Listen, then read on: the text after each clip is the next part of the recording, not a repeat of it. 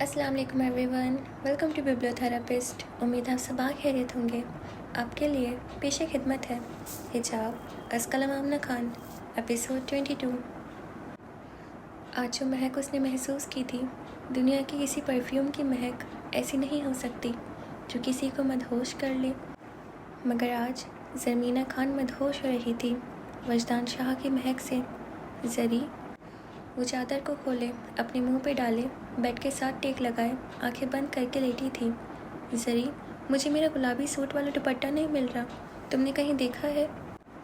अम्मा ने बगैर उस पर नज़र डाले उसकी अलमारी खोली और दुपट्टा ढूंढने लगी। ज़री, तुमसे कह रही हूँ ना मैं, रुकैया बेगम ने उसको देखते हुए कहा, जो उस महक के शहर से अभी तक बाहर नहीं आई थी। उसको तो पता भी नहीं था वो किधर है, कहाँ है, वो कौन है। वो तो महबूब के वजूद में जकड़ी हुई थी। महबूब की महक इंसान को दुनिया से किनारा कुशी इख्तियार करने पे मजबूर कर देती है। तब इंसान महबूब के अलावा कुछ नहीं सोचता, कुछ नहीं समझता। ज़री, ये किसकी चादर है? वो उसके पास आई, उस पे पड़ी चादर को बहुत गौर से देखने लगी। ये उसकी चादर तो नहीं थी। चादर को देखने के बाद उन्होंने पास पड़ी पैकिंग देखी जिसमें से चादर निकाली गई थी। उनके दिल को एकदम से झटका लगा। ज़री, उन्होंने चादर को उसके मुंह से पीछे किया। वो सो रही थी। एक अरसे बाद उसको ऐसा सुकून मिला था, ऐसी नींद आई थी। जी अम्मा।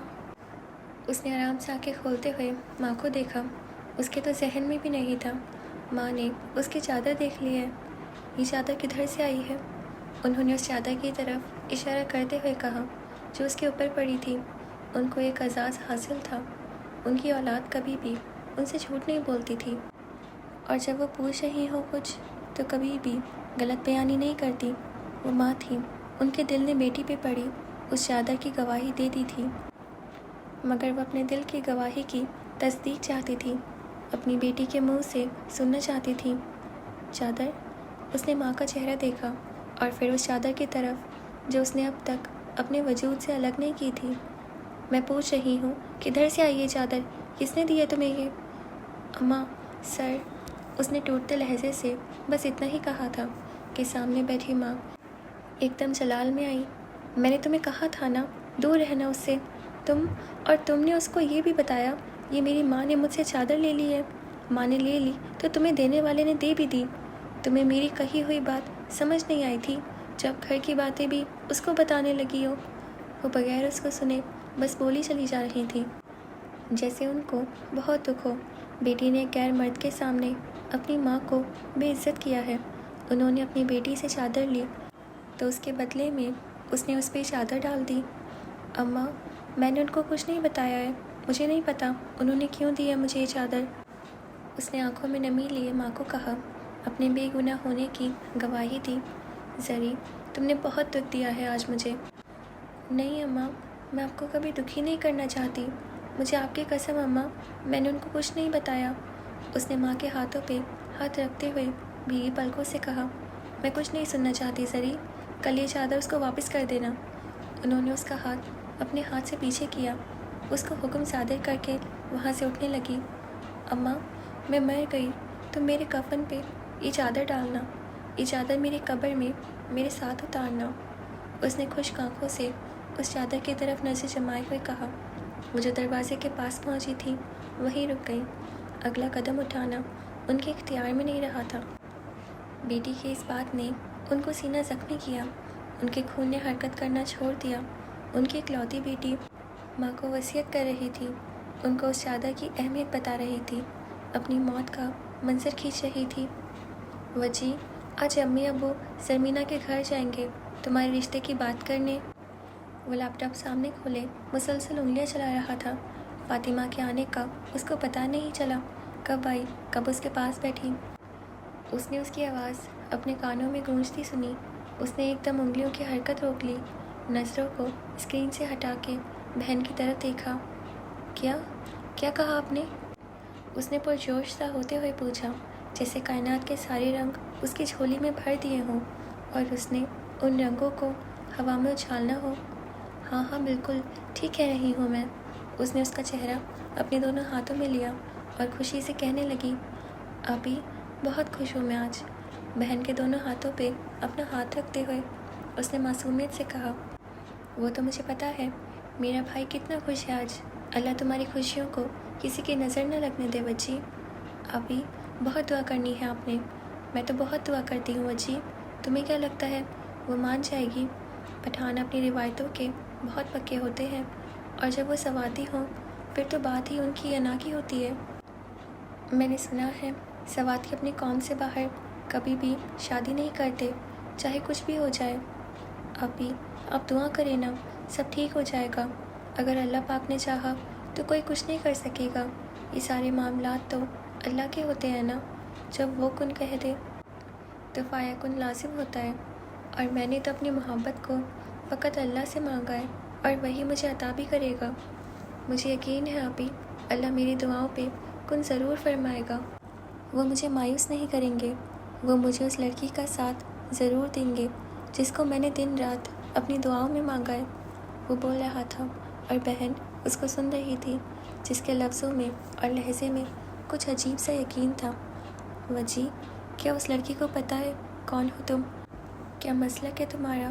اس نے اس کا چہرہ بہت غور سے دیکھا، جیسے وہ اس کو بتانا چاہتی ہو، یاد کروانا چاہتی ہو، جو جانے کب سے بھول چکا تھا یا اس لڑکی کے آنے سے خود کو بھلا بیٹھا تھا۔ بہن کے اس سوال پہ اس کے پیروں کے نیچے سے زمین نکل گئی، سر سے آسمان ہٹ گیا۔ وہ جو اس کو تھوڑی سی بھی امید تھی وہ بھی کہیں دھواں بن کے اڑ گئی۔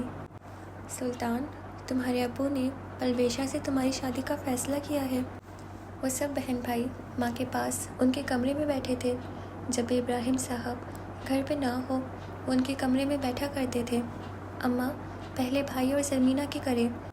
یہ آپ نے 10ویں جگہ مجھے کدھر سے پکڑ لیا ہے؟ سلطان نے زرمینہ اور شہاب کی طرف دیکھتے ہوئے منہ بنا کے کہا، ان دونوں کی بھی سوچ رہے ہیں۔ پرویشا شہاب سے بہت چھوٹی ہے، تو تمہارے بابا جان نے تمہارا کہا ہے۔ اماں، یہ زیادتی ہے۔ ویسے بڑا بھائی بیٹھا ہے اور چھوٹے کے لیے آپ لوگ رشتے ڈھونڈ رہے ہیں۔ سلطان نے بھائی کی طرف دیکھتے ہوئے کہا، جو مسکراتا ہوا سن رہا تھا۔ نہیں نہیں بیٹا، کوئی بھی زیادتی نہیں ہے۔ چپ کر کے ہاں کر، شہاب نے اس کی طرف دیکھتے ہوئے کہا۔ اچھا، تو اب میں سمجھا، بابا جان نے لالا گل کا کہا ہوگا اور انہوں نے اپنی بلا میرے متھے ڈال دی۔ واہ جی، بہت اچھے۔ بلا؟ پرویشا بلا ہے؟ وہ جو کب سے خاموش بیٹھی سب کو سن رہی تھی ایک دم سے بول پڑی، بلا نہیں ہے تو کیا ہے؟ سلطان نے منہ بناتے ہوئے کہا، بلا نہیں ہے، آپ کی ہونے والی بیگم ہے۔ کوئی بیگم نہیں ہے۔ اماں، بابا جان کو بول لیں، میں بالکل اس پٹاخے سے شادی نہیں کروں گا۔ سلطان، تمیز سے بات کرو۔ اپنی ہونے والی بیگم کے بارے میں اب ایسا بولو گے؟ شہاب نے اس کو مصنوعی سا ڈانٹتے ہوئے کہا، کوئی بیگم نہیں ہے میری وہ۔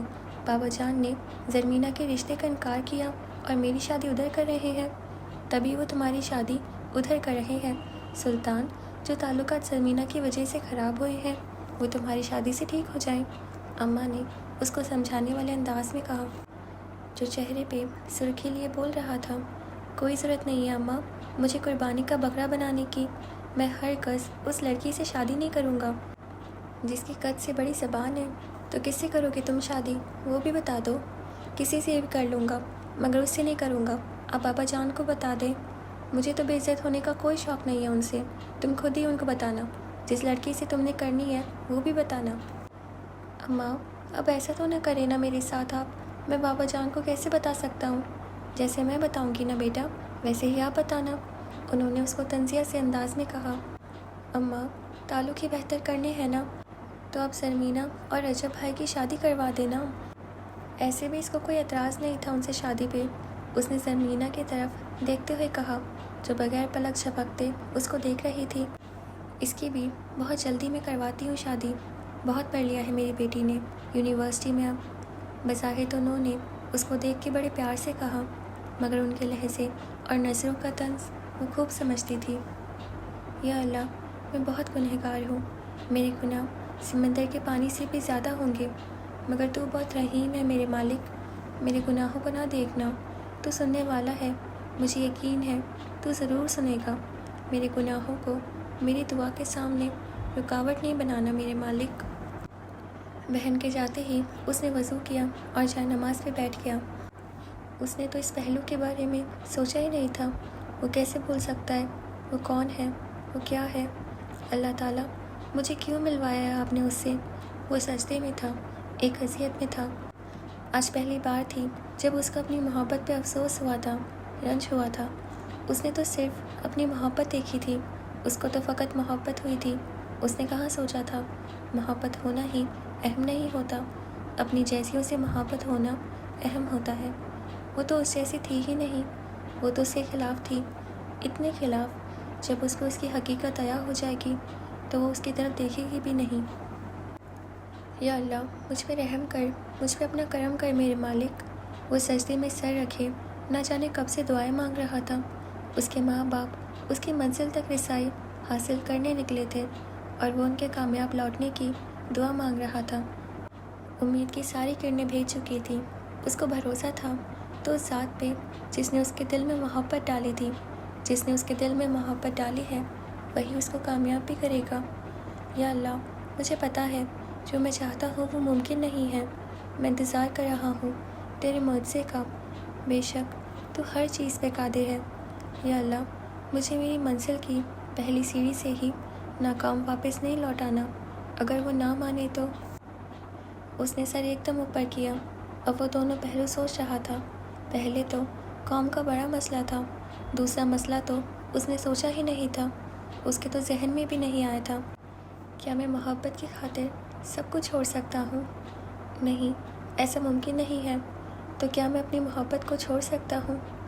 یہ میرے اختیار میں نہیں۔ وہ جائے نماز پہ ہی بیٹھا ان سوالوں کے جواب ڈھونڈ رہا تھا جو اس کو اگلے کچھ دنوں میں دینے تھے۔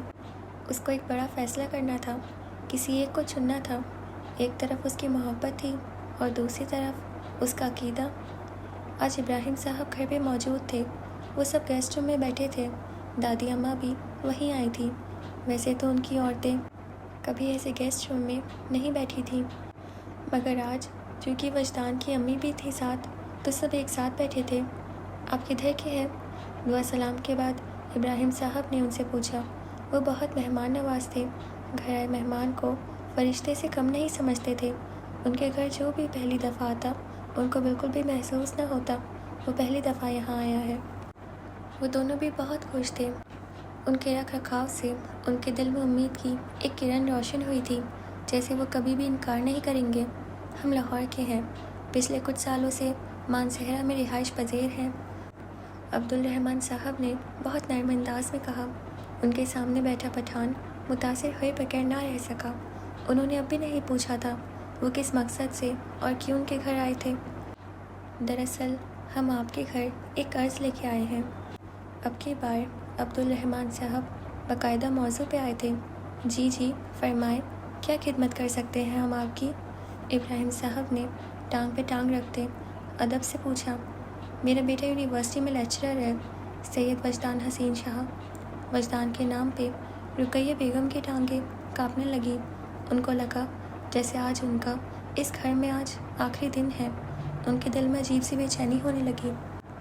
زرمینہ ایسا کیسے کر سکتی ہے؟ اپنے ہی پیروں پہ کلہاڑی کیسے مار سکتی ہے؟ اب کون اس کو یونیورسٹی جانے دے گا؟ ان کے دل میں ہزار طرح کے وسوسے آنے لگے تھے۔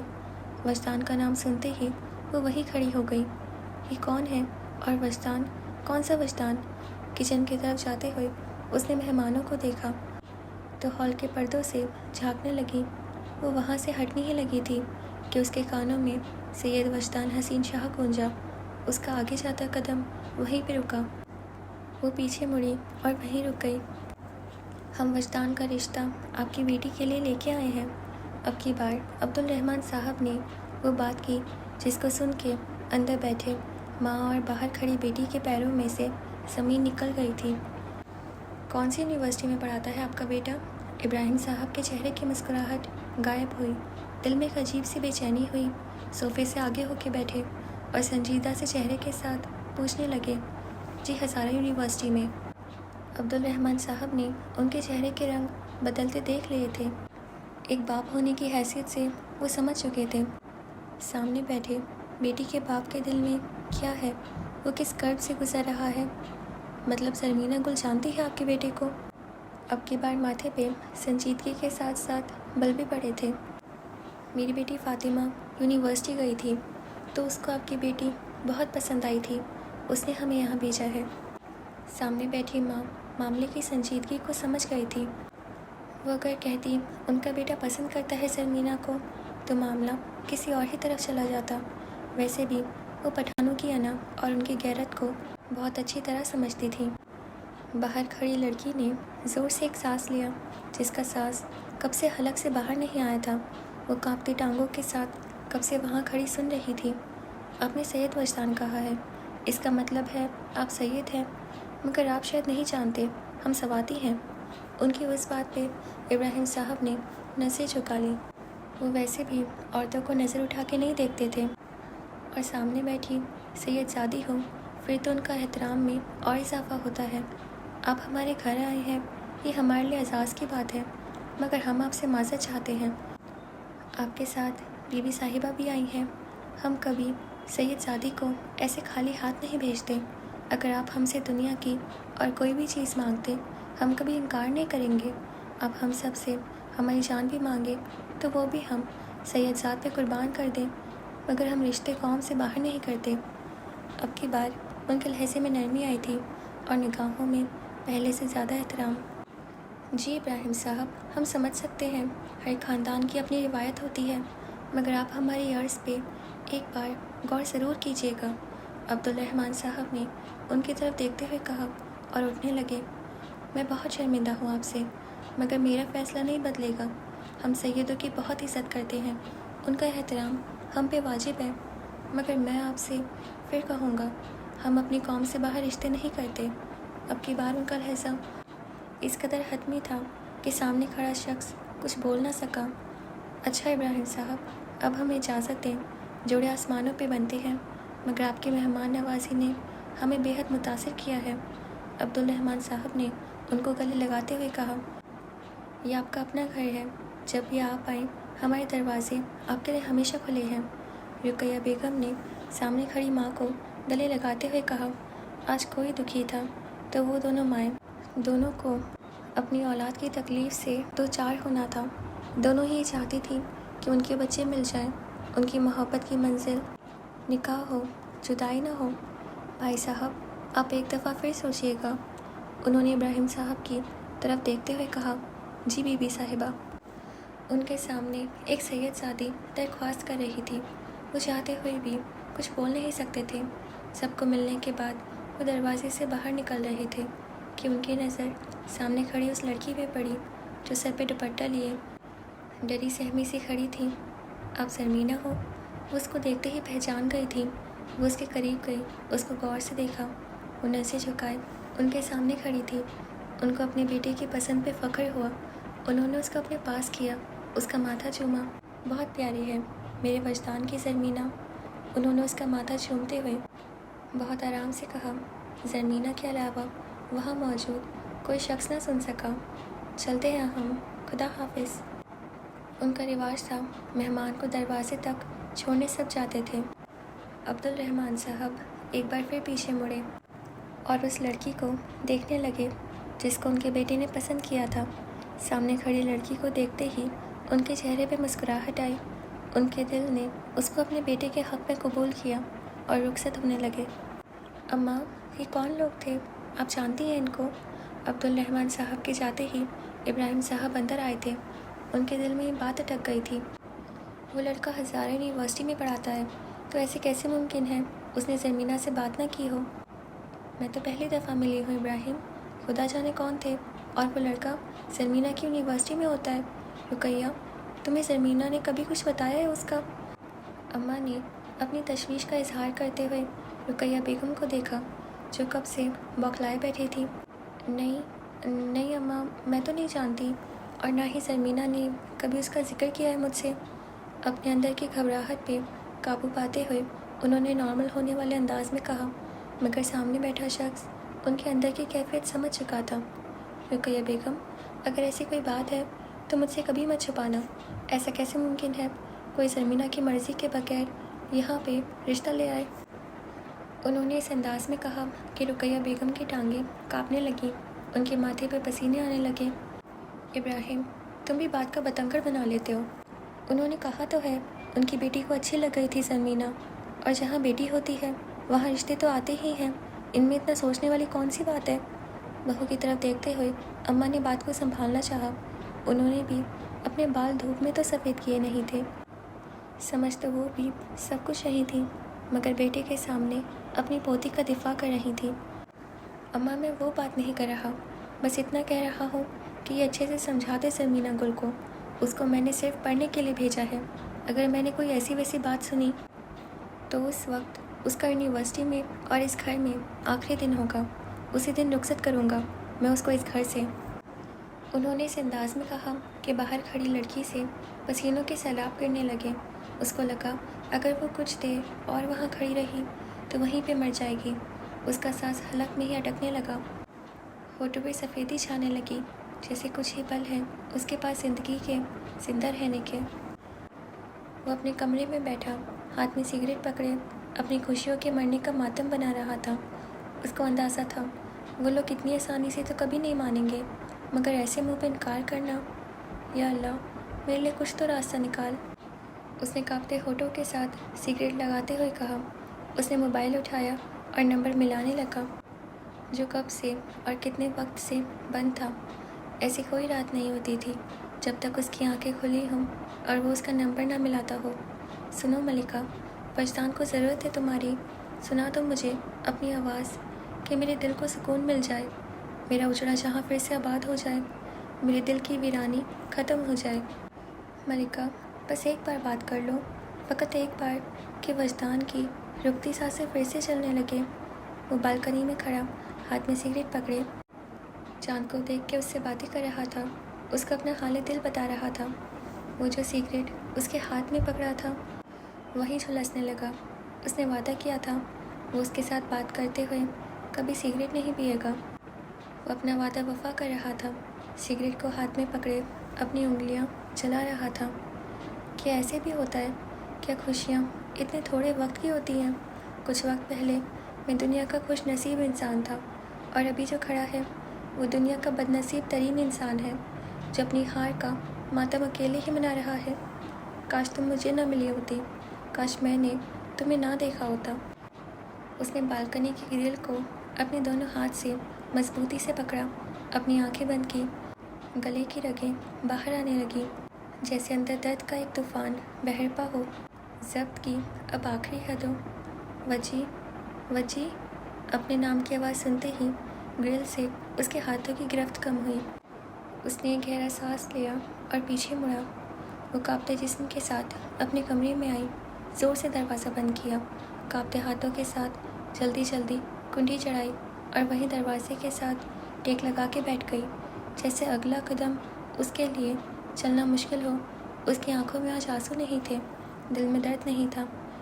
شاید درد سے بڑا ڈر ہوتا ہے، شاید ڈر کی اذیت درد سے زیادہ ہوتی ہے۔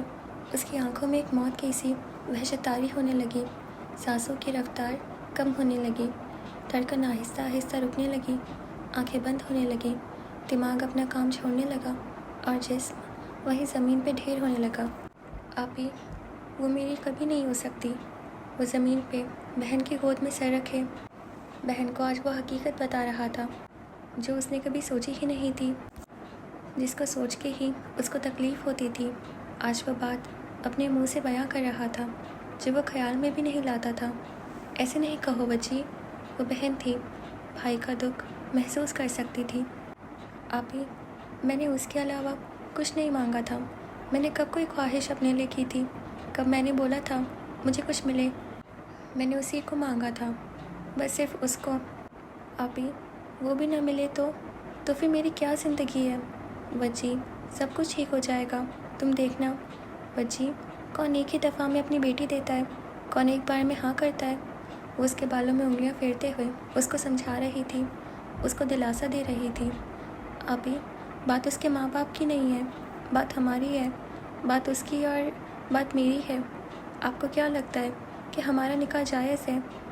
کیا ہمارا نکاح عام لوگوں کے نکاح کی طرح ہو سکتا ہے؟ آپی، کچھ بھی تو ممکن نہیں ہے۔